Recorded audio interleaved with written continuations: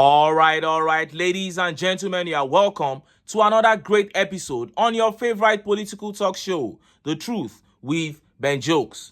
Now, seeing that the border closure policy under Buhari did not yield a single positive fruit, but ended up worsening inflation and killing the Nigerian economy, the normal thing for anyone that was succeeding Buhari to do was to fling the borders open for importation so that prices of goods can fall, so that citizens can take a break from the hardship.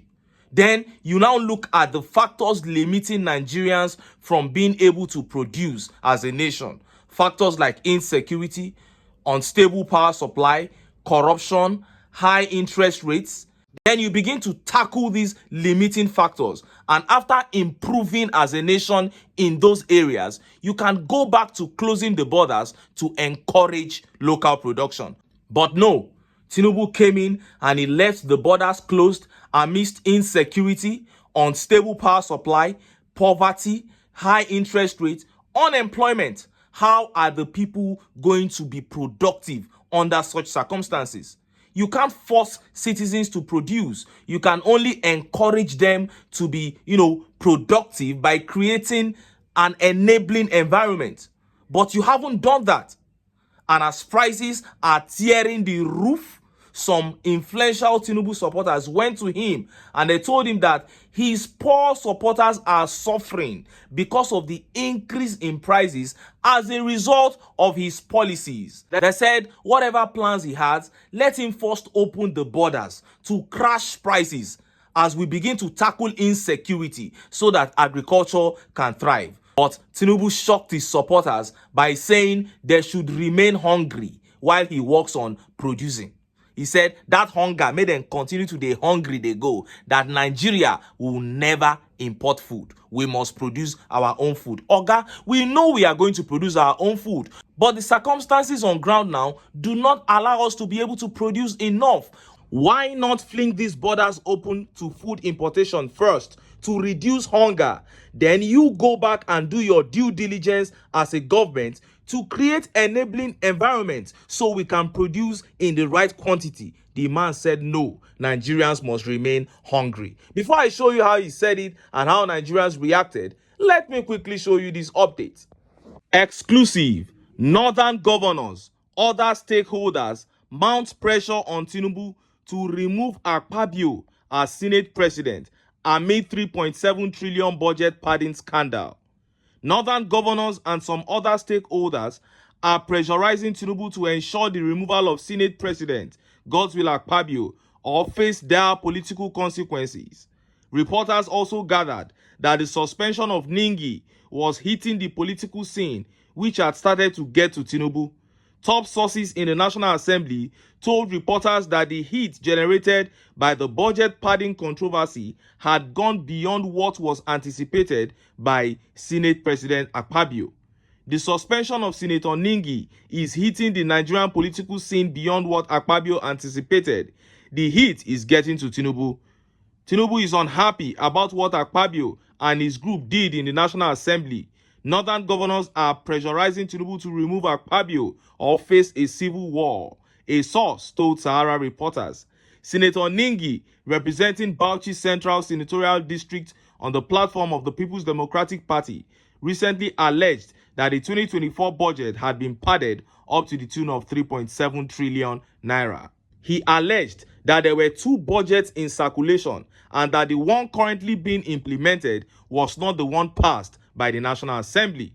Tinubu, on his part, has given Akpabio an ultimatum to reinstate Senator Ningi, one of the sources said. Meanwhile, Akpabio is heading to Lagos today with his group of senators to meet with senior editors. The plan is to see the editors and get them to start writing positive stories about the Senate, a source said. It was reported last week that the Nigerian government had approved the sum of 2.5 billion for Akpabio to produce deep freezers, generators, and other items as empowerment projects for the people of his constituency.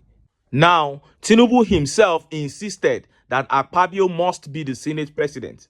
So there's nothing AKPABIO is doing in that National Assembly that Tinubu does not know about, that he does not approve of.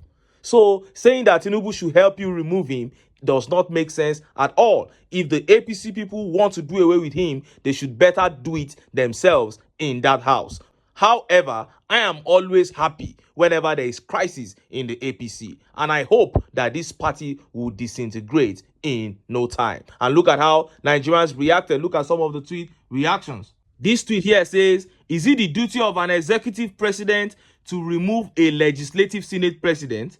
It is only in a banana republic like Nigeria you would find such criminality with zero regards for separation of powers and independence. It's such a shame. And this tweet here says, I don't understand. Was AKPABIO appointed by Tinubu, or are we just pretending to be practicing democracy? It's a sham.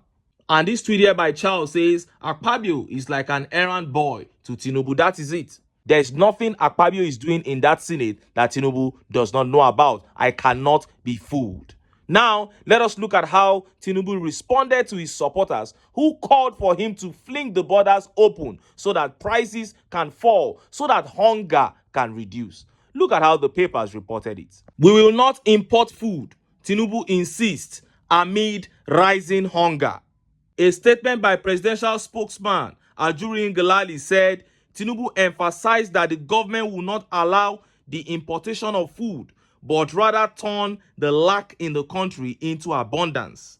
He made the commitment at a meeting with the Forum of State Chairmen of the All Progressive Congress APC, led by the national chairman Dr. Abdullahi Ganduje, at the State House on Friday in Abuja. Tinubu assured that the government was working round the clock to improve the living conditions of all Nigerians.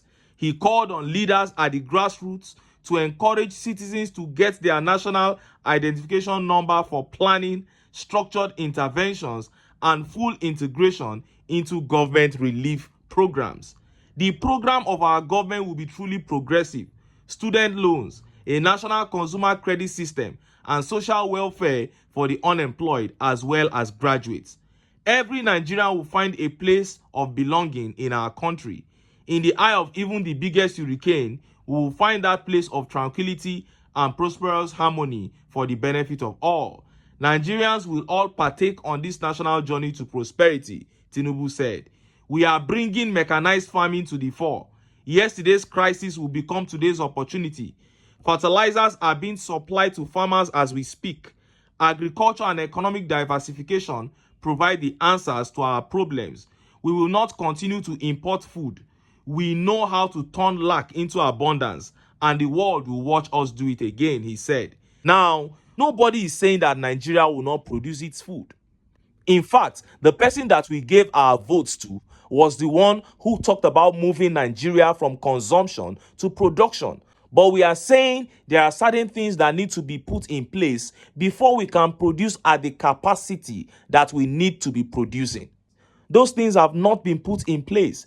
There is widespread insecurity, power supply is unstable, and you are talking about production at that scale. Before we get there, we are saying let us support what we have now by opening the borders.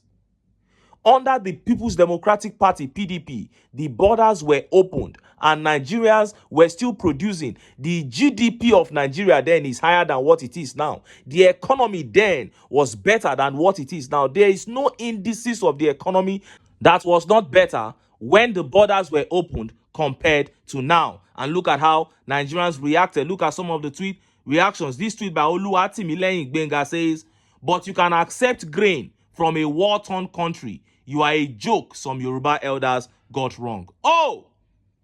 You cannot import, but you can accept grain from Ukraine. And this tweet by Kola Ola says, if we are not importing, can we at least see what the government is doing concerning food sufficiency? What a government, for crying out loud. Because it is all talk. You come out and say you are doing this, you are doing that, you are planning. The people cannot see. And this tweet here says, if he cannot open the borders for food, then he should not also be traveling abroad at the country's expense. That is it. If you cannot open the borders for food, if you want to force us to use the food to eat only what we produce, then why not use the hospitals that we have? It's as simple as that. That concept should be able to explain this to you.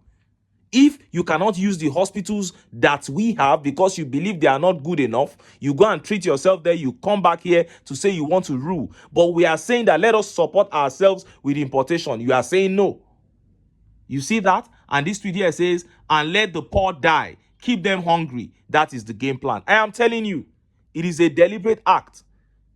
They are saying that if the people are so hungry, they will not be able to renege. They will not be able to stand up for themselves. And that's why they want to keep the people impoverished.